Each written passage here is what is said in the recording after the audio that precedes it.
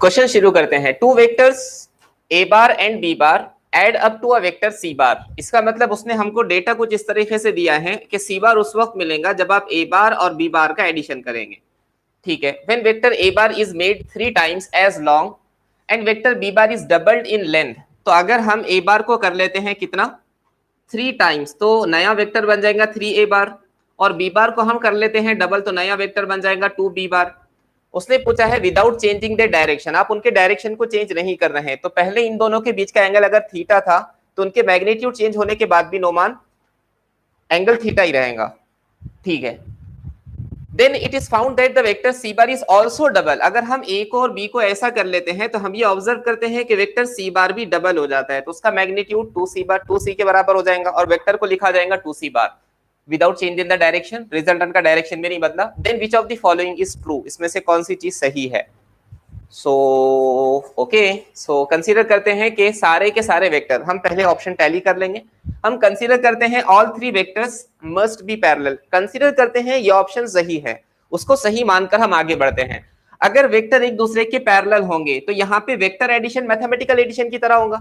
मतलब मैं पहले केस में सी को क्या लिख सकता हूँ, सी को लिख सकता हूँ सी इज इक्वल टू बताइए a प्लस बी, और दूसरे केस में क्या लिख सकता हूँ 2c is equal to 3a plus 2b। अच्छा जरा ऐसा बताइए इसको, क्या मैं 2a plus 2b plus a ऐसे लिख सकता हूँ।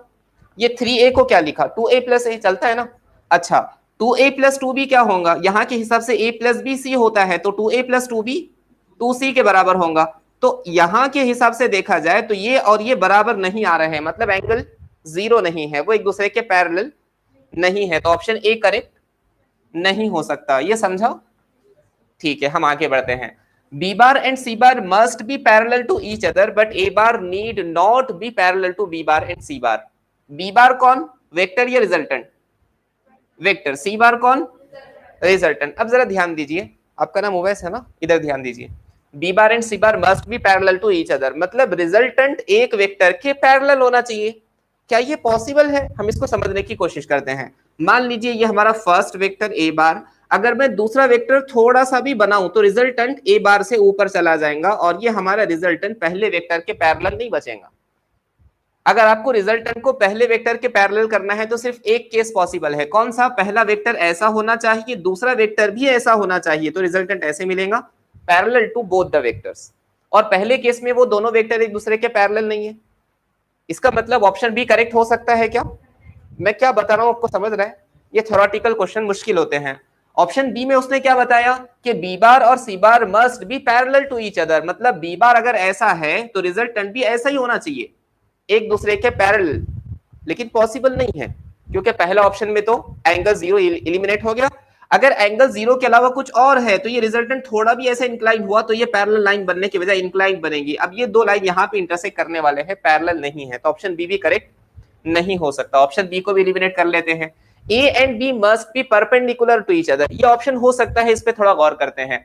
मान लीजिए ए और बी एक दूसरे पे परपेंडिकुलर है, तो अगर परपेंडिकुलर है तो रिजल्टेंट वेक्टर के मैग्नीट्यूड का फॉर्मूला क्या, ए स्क्वायर प्लस बी स्क्वायर, क्योंकि एंगल 90 बनता है, वो टर्म कैंसिल हो जाता है। तो इक्वेशन 1 को क्या लिख सकता हूं मैं, सी इज इक्वल टू बताइए A square plus B square, sorry ये आ जाएगा अंडर रूट में, that means C square equal to A square plus B square. यहां तक सबको समझा।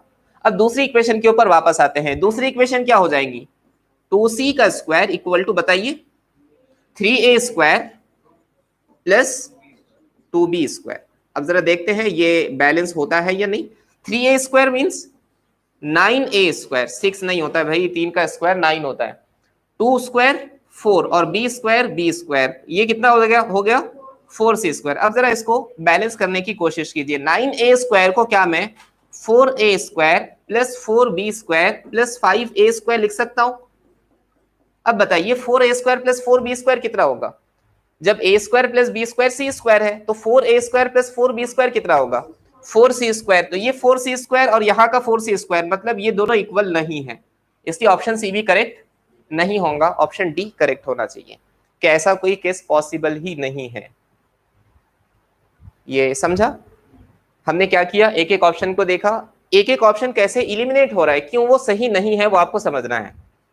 सबको समझ गया, कोई डाउट इसमें, मैं एग्री करता हूँ, ये मुश्किल क्वेश्चन है, बहुत सारे बच्चे इसके अंदर फंस सकते हैं, इसलिए इसको अच्छे से समझने की कोशिश करें। और एक बार पूछता हूँ, कोई है ऐसा जिसको ये नहीं समझा?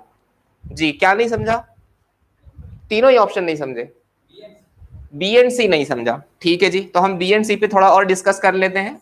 ऑप्शन बी, ऑप्शन सी के ऊपर और डिस्कशन, तो मैं बेटर पहले चाहूंगा ऑप्शन सी के ऊपर डिस्कस करना। ऑप्शन सी पे चलो डिस्कस कर लेते हैं। ऑप्शन सी क्या है? A bar and B bar must be perpendicular to each other, मतलब ए बार ऐसा है तो बी बार ऐसा है, तो रिजल्टेंट ऐसा बनेगा। अगर ये ए है ये बी है तो रिजल्टेंट का मैग्नीट्यूड का फॉर्मूला क्या होगा? ए स्क्वायर प्लस बी स्क्वायर। तो पहली इक्वेशन के थ्रू, ये हमारी फंडामेंटल इक्वेशन है जो क्वेश्चन ने हमको दी। मान लेते हैं ए और बी एक दूसरे पे परपेंडिकुलर है, तो सी स्क्वायर का फॉर्मूला क्या हो जाएगा? C square equal to A square plus B square. ये तो मिल गई इक्वेशन नंबर 1। क्वेश्चन के अंदर ही बताइए कि ये कंडीशन भी, ये इक्वेशन भी सेटिस्फाई होना चाहिए, वो परपेंडिकुलर भी हो तो, क्योंकि एंगल तो चेंज नहीं हुआ। तो पहला वेक्टर 3a का हो गया, दूसरा वेक्टर 2b का हो गया, रिजल्टेंट 4c का हो गया। तो यहाँ के थ्रू हम लिख सकते हैं रिजल्टेंट वेक्टर का मैग्नीट्यूड कितना? 2c square equal to 3a square plus 2b square plus 2b square. So 2b square कर लेते हैं इसको, that means 9a square plus 4b square equal to 4c square. 9a square को हम लिख सकते हैं 4a square plus 5a square, तो यहाँ पे हो जाएगा 4c स्क्वायर, और एक एडिशनल टर्म आ जाएगा 5a स्क्वायर। मतलब ये राइट हैंड साइड और लेफ्ट हैंड साइड बराबर बराबर नहीं हो रहे, मतलब एंगल 90 भी नहीं हो सकता, तो ये ऑप्शन सी एलिमिनेट हो गया। अब हम डिस्कस करते हैं ऑप्शन बी को। ऑप्शन बी पे उसने क्या बताया? B bar and C bar must be parallel to each other. Parallel मतलब दोनों के बीच का एंगल 0 बनना चाहिए। अब जरा ध्यान देते हैं, बी बार वेक्टर है और ऐड होने के बाद मिल रहा है सी बार, मतलब सी बार हमारा रिजल्टेंट है, मतलब रिजल्टेंट वेक्टर के पैरेलल आना चाहिए। अब जरा ध्यान देते हैं, अगर वेक्टर बी बार ऐसे हैं और वेक्टर ए बार ऐसे हैं, तो क्या इनका रिजल्टेंट एक दूसरे के पैरेलल आ सकता है?